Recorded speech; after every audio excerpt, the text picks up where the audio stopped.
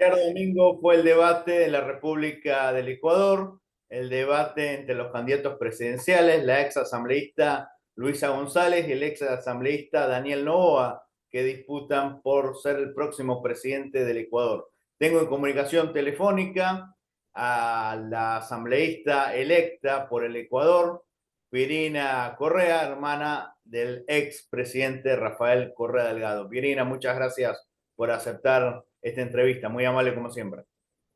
No, muchas gracias a ti por estar siempre pendiente de lo que pasa en nuestro país.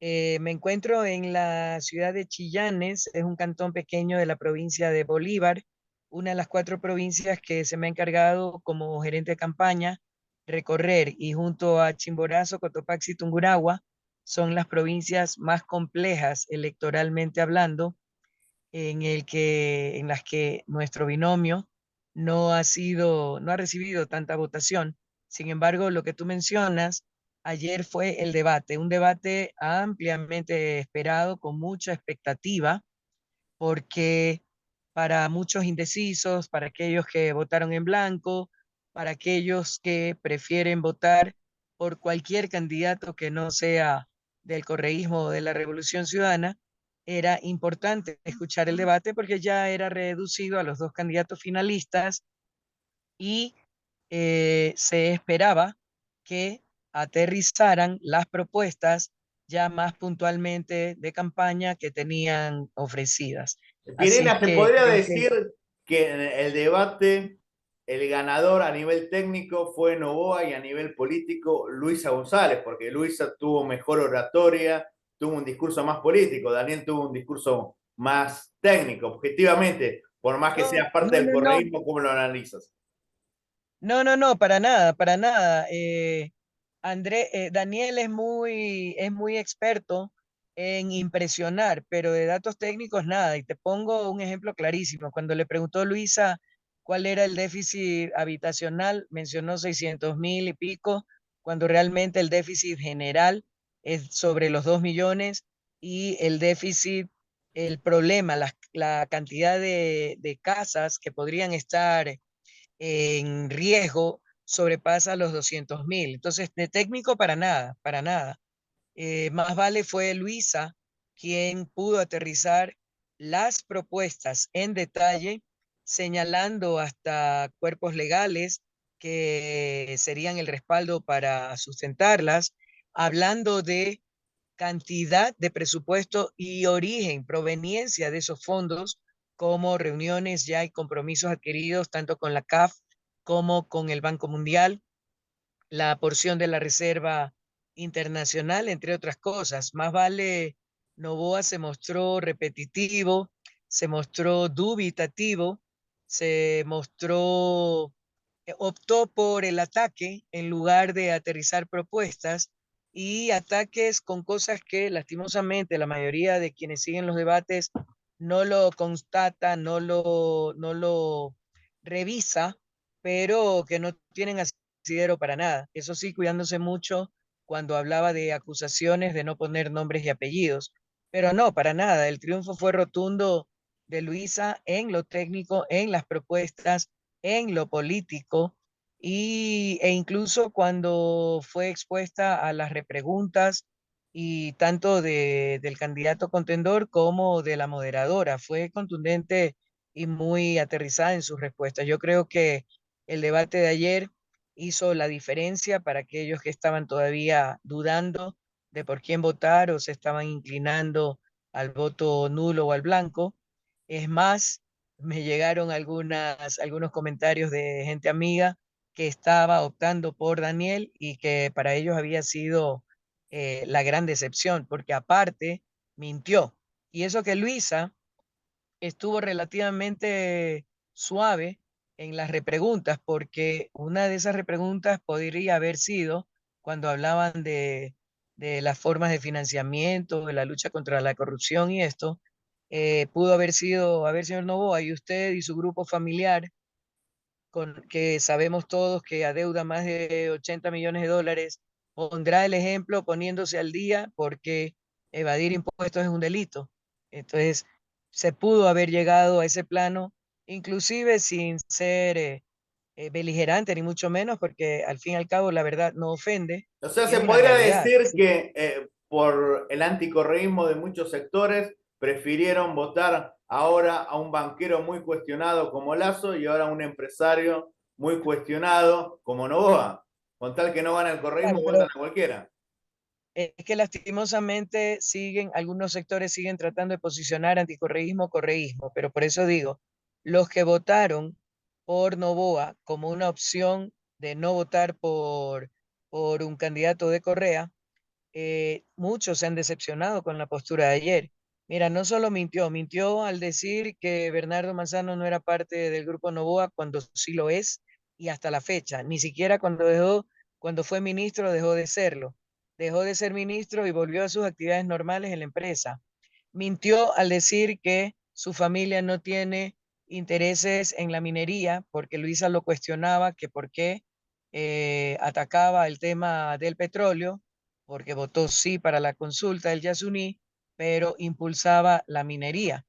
Entonces se enredó en la explicación, pero la verdad es que el grupo Novoa sí tiene intereses también en ámbitos mineros y está la documentación hecha pública por una periodista de origen cubano residente en nuestro país desde hace mucho tiempo, Alondra Santiago, que puso en sus redes y abrió hilo y puso documentación que demuestra esto. Entonces, a mucha gente la decepcionó el accionar de Novoa en este debate y me parece que contundencia Luisa fue la gran ganadora. Se mostró segura, se mostró tranquila, aterrizó las propuestas que era lo que la gente quería, indicó qué, cómo, cuándo, cuánto el recurso, de dónde iba a provenir el recurso. O sea, yo creo que fueron respuestas bastante buenas y aterrizadas a la realidad y era lo que la gente buscaba del debate, ya no el discurso lírico, ni mucho menos, ni confrontador, sino un discurso aterrizado con propuestas reales, viables, ejecutables en el corto tiempo que se tiene para hacerlo, años, 5 meses, y sobre todo acompañado de un llamado a la unidad porque el Ecuador es uno solo, es un solo país y nos requiere a todos unidos férreamente en un solo puño para sacarlo adelante, para hacerlo reflotar y parar la destrucción que ha venido desde la época de Lenín Moreno. La última pregunta, quizás la más importante en esta entrevista. Tú, independientemente que eres una líder política, eres asambleísta electo. Gane quien gane, va a recibir una asamblea fragmentada. ¿Cómo se puede lograr la unión entre ecuatorianos, sobre todo el buen trabajo de la asamblea con el próximo presidente, sea Novoa o sea Luisa? ¿Cómo se puede articular esta buena convivencia, por así decirlo?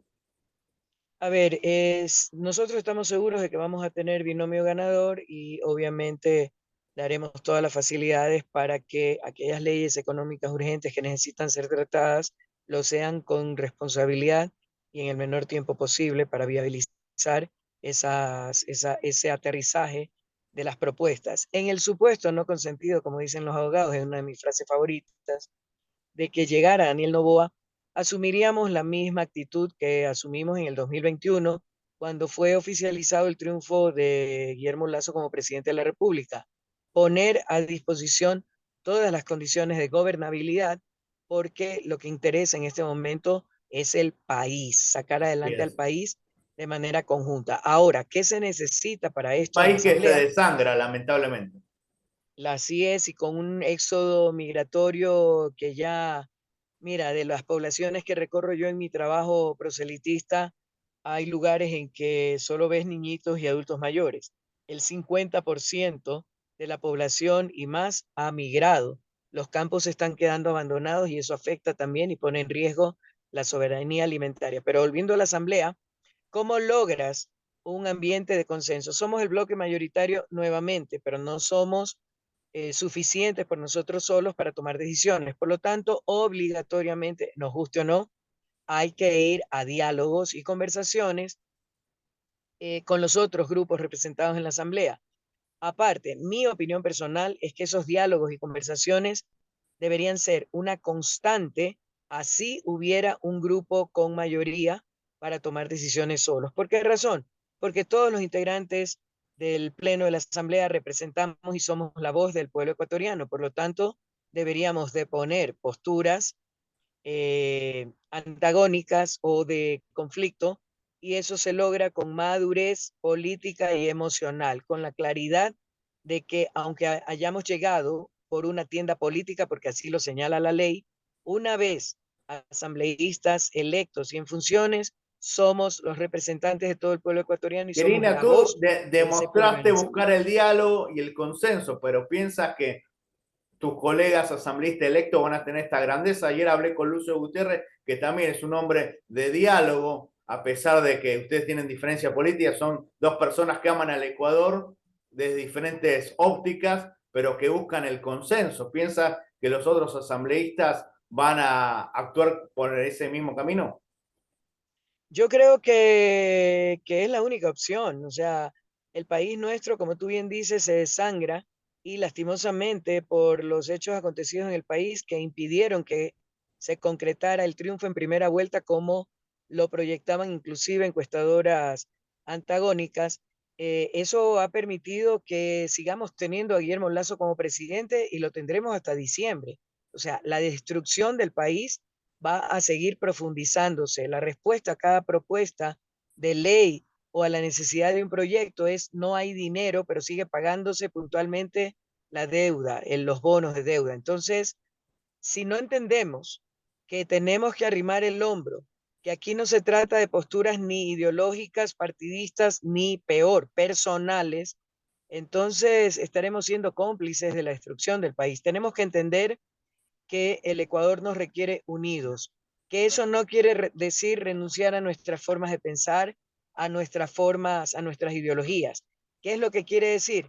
Que mediante el diálogo, mediante el respeto y argumentos sustentados, podemos encontrar esos puntos comunes, ese espacio común donde podamos converger todas las líneas políticas, ideológicas representadas en la Asamblea Nacional, porque tenemos que salir, sacar al país adelante y eso solo lo podemos hacer en unidad.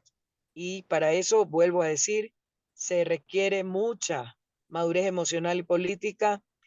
Ahora en nuestro bloque hay algunos asambleístas nuevos, pues los no tan nuevos tendremos que poner el ejemplo de coherencia entre lo que venimos sustentando y lo que tenemos que hacer. O sea, hoy más que nunca es vital la unidad de todo el pueblo ecuatoriano para luchar juntos todas las funciones del Estado, toda la población también civil, de la sociedad civil, para sumar esfuerzos y sacar adelante al país. El daño que le ocurra al país nos va a afectar a todos. Lo bueno que le ocurra al país nos va a beneficiar también a todos y todos queremos No solo a lo todos los bueno para el ecuatorianos, país. sino a la región, porque es Es lamentable que, lo que vive exacto, Ecuador por el tema de seguridad regional.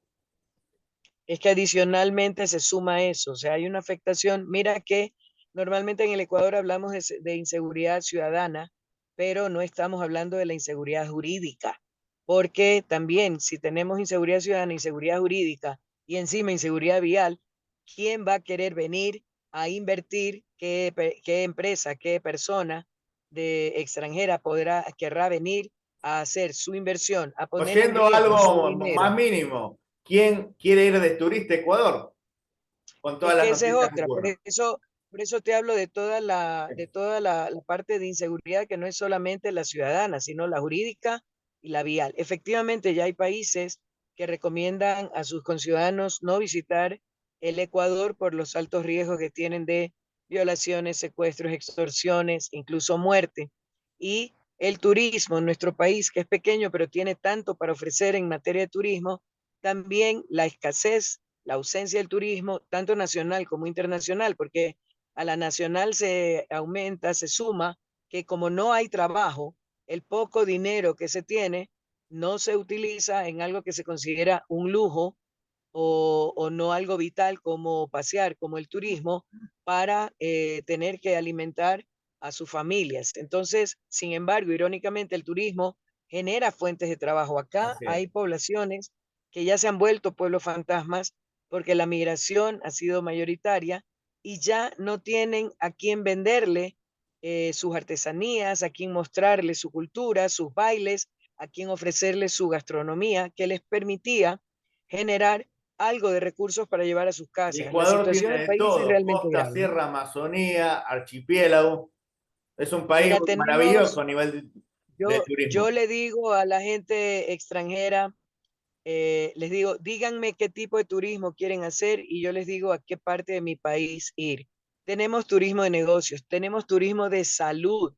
Hay muchos jubilados de otros países que en épocas muy frías en esos países optan por venir al Ecuador. Incluso muchos después de retirarse han asentado su residencia aquí en el país por las condiciones climáticas, por la cercanía de una región a otra que permite cambiar paisajes, climas en poco tiempo, por la riqueza de la producción agropecuaria. Tenemos productos y cultivos que no se encuentran en otros países del mundo y los que sí se encuentran, como el banano, no pueden competir con la excelente calidad de los nuestros, igualmente con las flores, el camarón, el cacao fino de aroma, el café, entre otros productos. Entonces, hay turismo comunitario, hay turismo vivencial que a mí me gusta mucho porque permite vivir la experiencia, como su nombre lo indica, desde cómo duermes, dónde vives, qué comes, a qué hora te levantas, las tareas que desarrollas, y es la mejor forma de sentir el pulso de esa actividad. En el caso Desde el de punto los de vista agricultores, antropológico, sociológico, hay comunidades indígenas en Ecuador, que cada una tiene su cultura, sus tradiciones. Es muy es interesante correcto.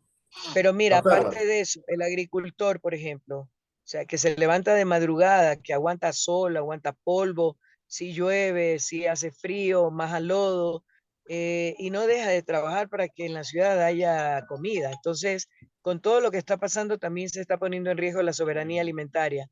Y ese turismo vivencial nos permite conocer de primera mano, compartir esas vivencias, ese día a día del agricultor, del pescador, y nos hace a partir del conocimiento respetar y valorar esas actividades que son las que ponen el alimento en nuestras mesas. Entonces hay mucho por hacer. Mira, la inseguridad vial también es un problema. Tuvimos la mejor red vial de la región, reconocidos por todos, unas autopistas espectaculares, la falta de mantenimiento, la desidia, el quemiportismo de los gobiernos sumados de Lenín Moreno y Guillermo Lazo la tienen en total destrucción. Así es que la propuesta de Luisa es declarar en emergencia la seguridad del Estado, del país, la educación, la salud y la vialidad. De esa manera se garantiza la asignación de los recursos y poder apurar, acelerar, acortar muchos de los procesos que se tienen que hacer en contratación pública para poder implementar las acciones urgentes que requiere el país en sectores tan importantes con eso. Solo con declarar la emergencia en esos sectores y la contratación pública, la inversión en obra pública, ya comienza la generación de empleo directo e indirecto, la demanda de servicios y productos y por tanto la reactivación económica desde lo territorial hasta lo nacional. Muchísimas gracias, muy amable como siempre. Para más Gracias, información, por Juanito. favor, suscríbanse al canal de YouTube.